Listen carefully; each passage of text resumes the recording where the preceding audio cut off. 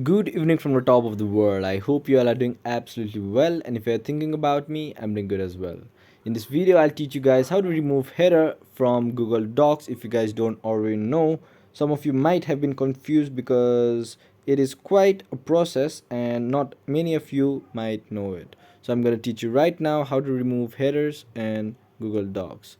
So at first you must open up Google Docs and go into the document that you want to remove header from. I'm going to choose this untitled document. So after you are here, you must go to edit. I'm going to see it in print layout, and you know where the heading or the headers are. It is at the top where our head is. So you double tap on the header. So this is my header 1 login signs, and if you want to remove the header, you just backspace it, you click on right, and it is done.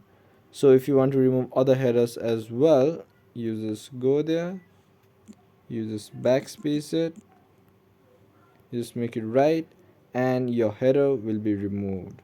So my first page was not linked to anyone, so my second page was linked to the other pages. So all the headers have been removed from other pages as well, and this is how you remove header in Google Docs.